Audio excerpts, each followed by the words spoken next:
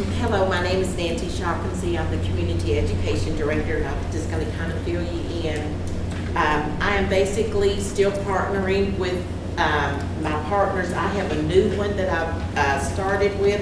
I am partnering with the Lebanon Housing Authority, and out of the Lebanon Housing Authority, there are 8 separate units here in Marion County that have 220 families, and down there, I do life skills and soft skills down there. I do youth programming, tutoring, and summer programming and mentoring.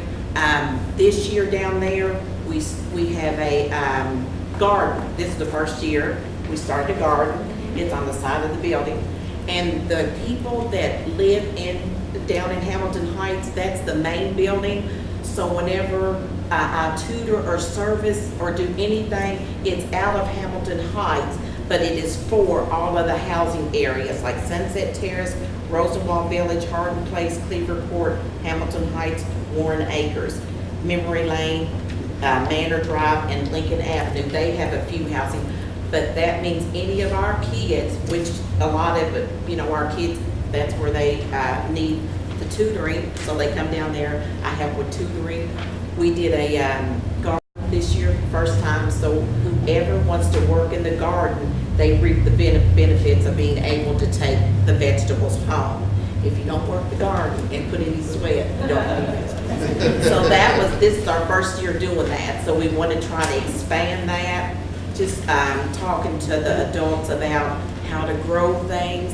I've spoken with Walmart and Kroger's, and now their leftover bread, instead of getting rid of it, they bring it down to the Lebanon Housing Authority, and anybody can come in and get bread that need bread. If they've got other items like canned items that are dented and they can't sell them on the shelf, sometimes they'll bring those down there, and that is all for them to be able to come and get.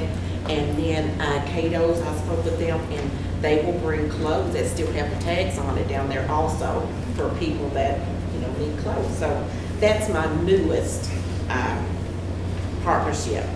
I have spoken with Chamber of Commerce, Mr. Ribbons, and last year I set up a table at Marion County High School to get volunteers, and I got approximately 100 volunteers from the kids up there, so I'm going to do that again this year. I'll be setting up the table, and hopefully I can get over 100 people. That really helped out a lot.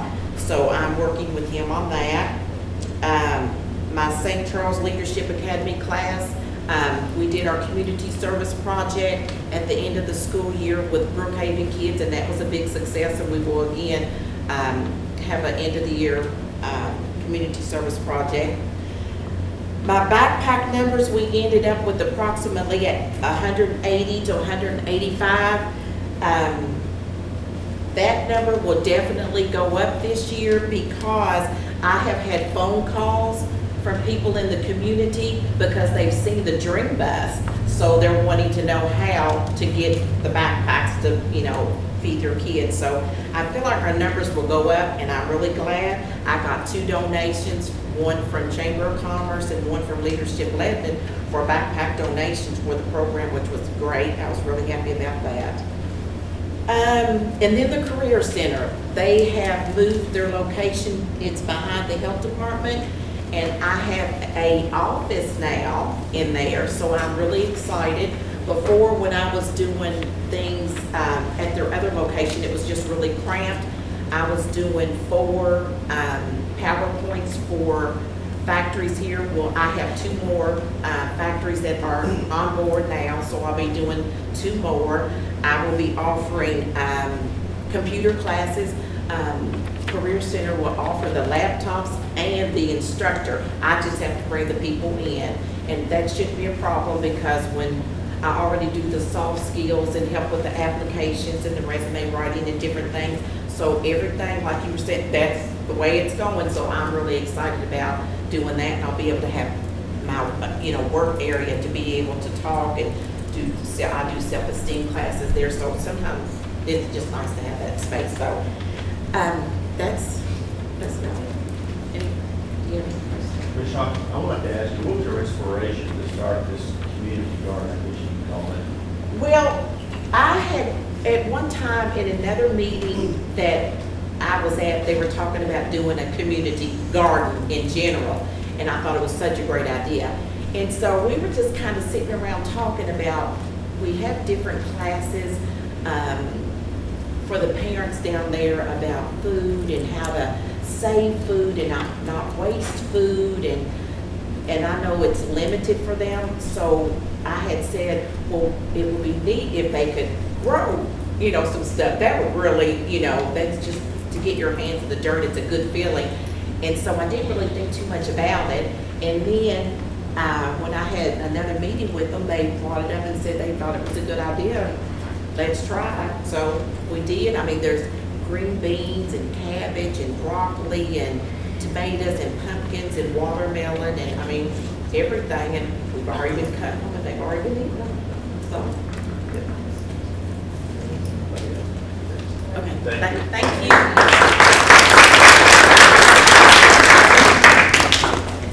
Good evening, my name is Stephanie Godey, and I'm the resource teacher for our English Language Learner program here in the Marion County School District.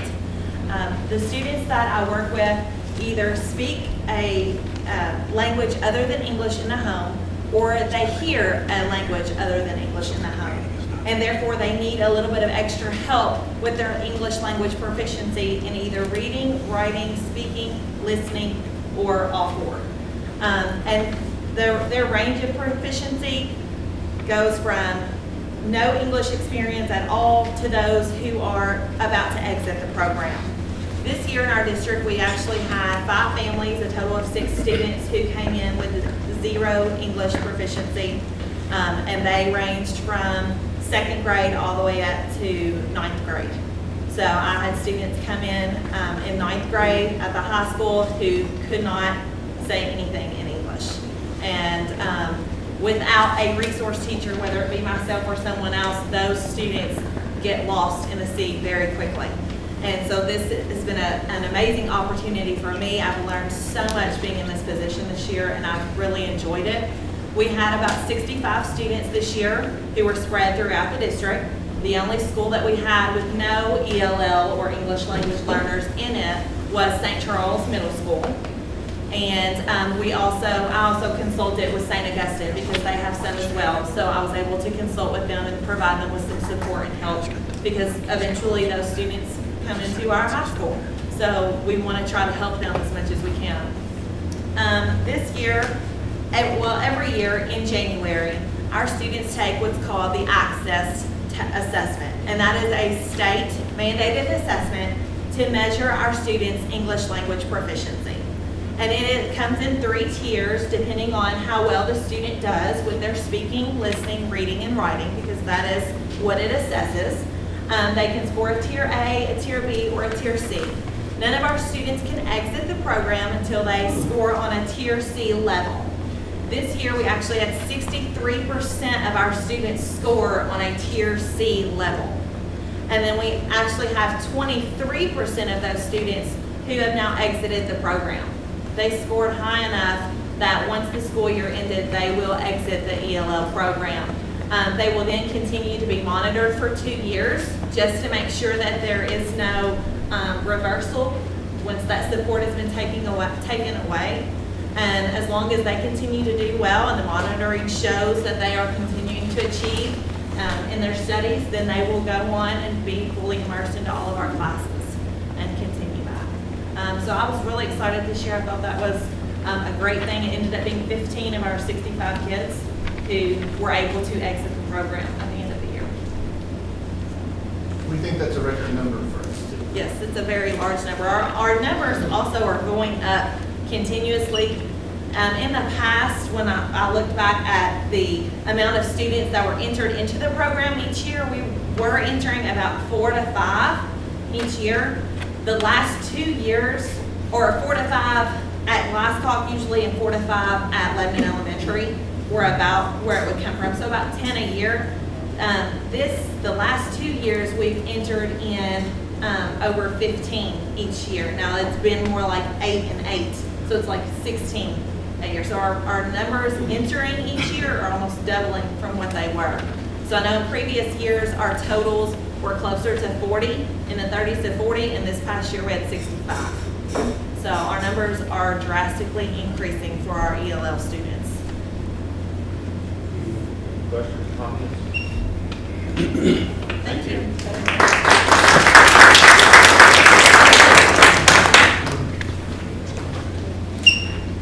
Hello, my name is Dawn Phillips. I'm the gifted and talented teacher.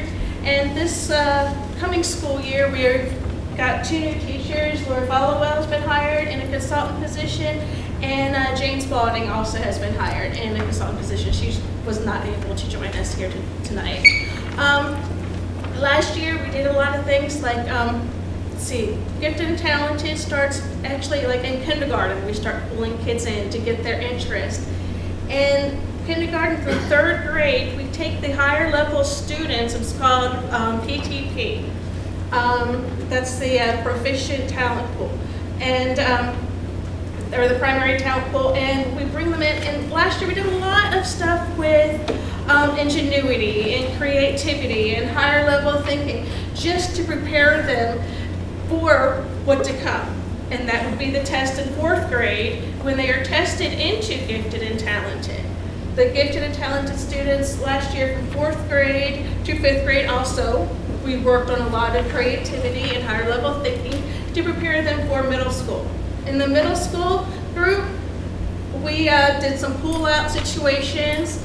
We did a lot of higher level thinking activities, higher level games, activities.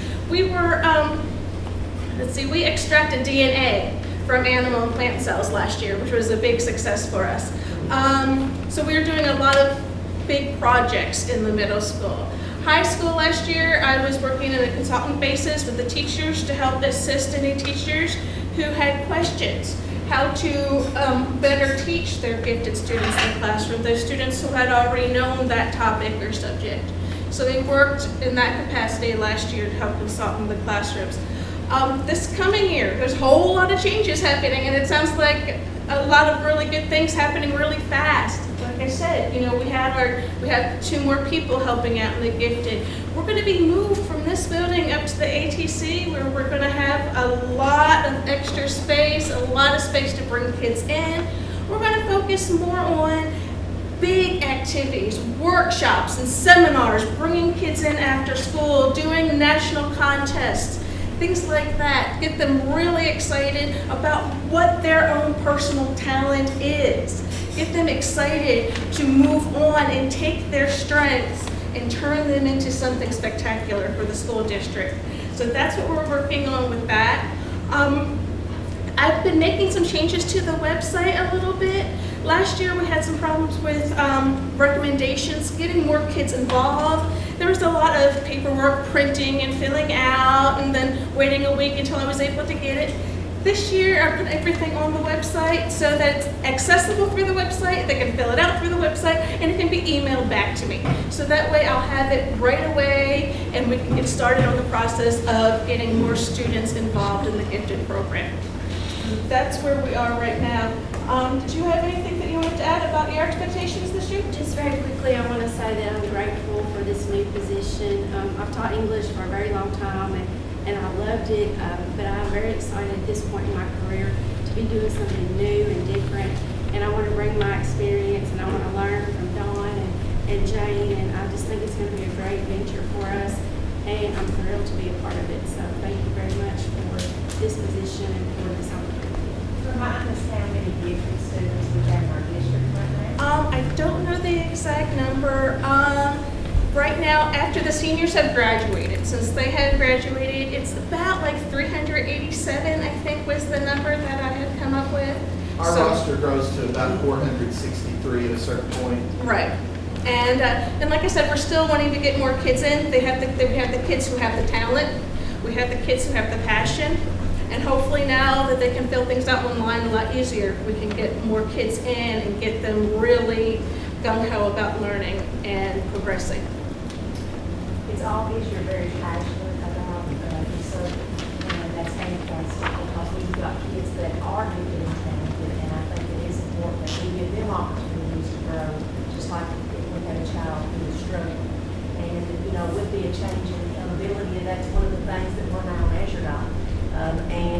this year, we're gonna focus that all means all. All students should have an opportunity to grow, and all students should have an opportunity to do the things that you're talking about, Mr. Reed. We had a meeting a couple months ago out at Lebanon Middle School, and we had some of our beta students that were there that were performing. They were performing arts. One was playing the piano and one was singing, and it struck me that we have these students who maybe are academically gifted as well, but these students have a musical gift and a music. Yes, sir. What are we doing when those students leave middle school? What are we doing for those students in our middle school? We don't have an orchestra at the high school. We don't have a chorus class. We don't have a choir. What are we doing to address those students' interests and their gifts once they leave our middle school level? Yeah, I do a lot with working with the community, and when events come up, I make sure that they are aware of what's going on and what they can participate in. And I'm hoping a lot this year that we can get some things with seminars coming in. I know artists who have been successful. I have a lot of theater background myself. Authors who have won awards. One of my friends has won a Tony Award for sound design. So I'm hoping to get a lot of speakers in to help and kind of get them to kind of take them under their wing a little bit. I know Darren would be very willing to Skype and work with students about theater. Ms. Lusher, we're bringing chorus back to Marion. Right. We have one class of course starting there, which is great because I have 2 vocal singers starting in the beginning of the school year. I think So- we're also going to have a dance, and Dee Saccone is introducing that in connection with World in the Country, so I think that we're moving in the right direction. And we did have a huge, dance auditions, and unfortunately it was a really, really stormy night, and I think they were like calling for like tornadoes and stuff, so we didn't have many people show up unfortunately that night. But also we have dance studios. I'm in touch with people at Campbellsville University who are involved with dance and theater as well, who are very interested in helping us participate and help guide our students as well. And our Right. educators. I'm just gonna say, you don't want to lose sight of the fact that we have our own Don Johnson, not the Don Johnson from Miami Vice. He's a world-renowned trumpeter, and he lives right here in Marion County. Okay, I wasn't aware of that. I'm gonna have to talk to you after and see if I can get some information from you. He's played with Al Hurt, Dizzy Gillespie, and he played in the movie Lincoln. Oh, Lincoln's, the movie Lincoln. Yeah. And he's quite an artist. all right, wonderful, thank you. I'll have to get a few on that Mr. information. Benefield, Yes, sir. I understand why your numbers keep growing because of enthusiasm that she's exhibited for this program. Well, the kids are excited too. They're wanting. I've had kids who are gifted in math, and they go, "But I want to extract DNA too. Can I come to science?" And it's like, "Oh, I wish you could. Let's look at test scores. We'll see what we can do maybe next year. We'll see what we can do." I think Mr. Farmer also told me that we have the largest class this year of 6th grade students participating in the band as well. Is that correct? And performing arts camp as well. So there were almost 60 students that participated in the performing arts camp, and with the conclusion of going to Phantom of the Opera to see what is going on and going on in that world. So again, it's pathways that we develop for the arts as well as try to develop at our ATC, things like this. So we're very proud of the high school and the number of things that they've done. And the middle school is off to a great start too with the performing arts. You all.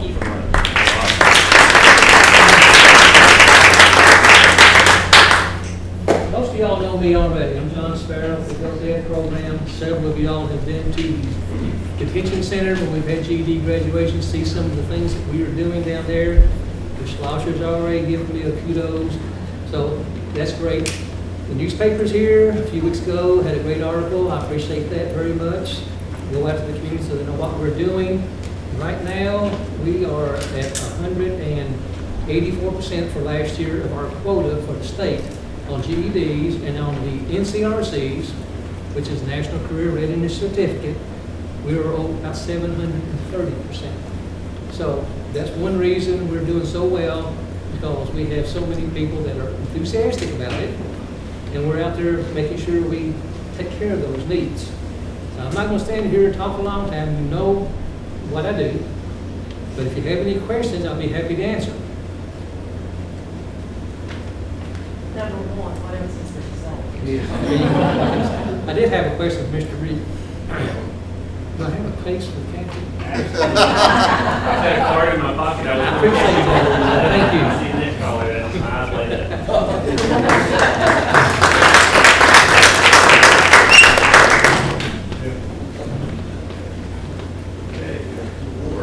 I guess they save us for the last. That's right. Okay. My name is Elma Simpson. I'm with the Marion Education Program, and this is. I'm Kristen Montgomery. I'm the Migrant Advocate Recruiter Assistant / tutor, which is important. We have a lot of jobs, even though it's not in our job description, but we do so much. We serve 8 schools, including St. A. Right now, we have about 67 enrolled in our program. We serve kids before school, during school, and after school. And we do a lot of collaborations. We do hand in hand with the 21st century in our after-school program.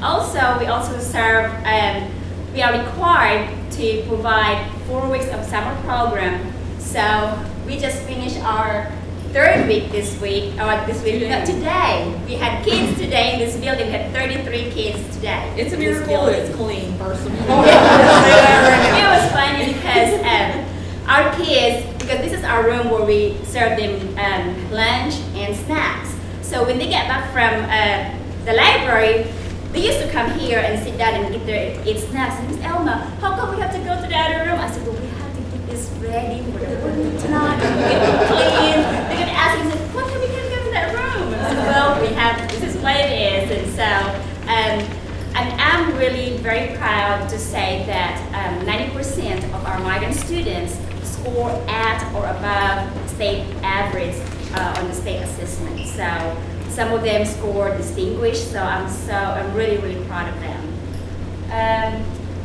Like Mr. Bedingfield says that although we are a small district, our program is recognized statewide as well as at the national level.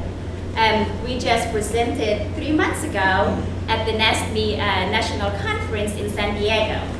And it was really funny because they put our session at the very last day of the conference. And you know that the last day, everybody leaves that morning. And so I said, well, we're probably not going to have any 5, participants in our session. I mean, we were shocked because we were not of chairs. We had to drag chairs from another room to bring in our room to accommodate other participants. And so we were just so pleased. We have some participants that's from a different state asked, well, can you come to our state and present stuff like that? So it was really exciting. Also, during our presentation at the NASME, we talk about our 6 big dreams and our dream bus and stuff like that. And so they got excited and they were saying, well, is this with the migrant program? I said, no, this is our district one. Our district provides this dream bus and stuff like that. So it was really a great experience. Several districts requested that we hand them the booklet that we get that talks about Dream Academy and all of our summer camps. They thought that was an excellent idea, and they wanted to borrow our idea. Yes. So for those that put those together, that was excellent because that served as a great tool, not just for us to use, but also now for other districts nationwide. We put each table, it's actually I requested for a table setting because they had the rest of the sessions like the theater setting. So I said, can I get, a table because we have some of these activities? I said, yeah, of course. So they accommodated us on that. And we took, I think it was 5 booklets for our summer academy, and we put 1 in each table, and they took them all. So it was the last day. We expected 5 people to show up. We had 50. I mean, it was really exciting. This summer also, our students get to go to see the Derby Museum, Shaker Village, and yesterday we went to the state capitol. So they were just like, their eyes just got so big, you know, it was the first time they went to the Capitol building and stuff like that. And I want to thank Mr. Farmer for helping us for the transportation for our field trip. So I really do appreciate that. Is there, you have any questions? Thank you. Thanks so much.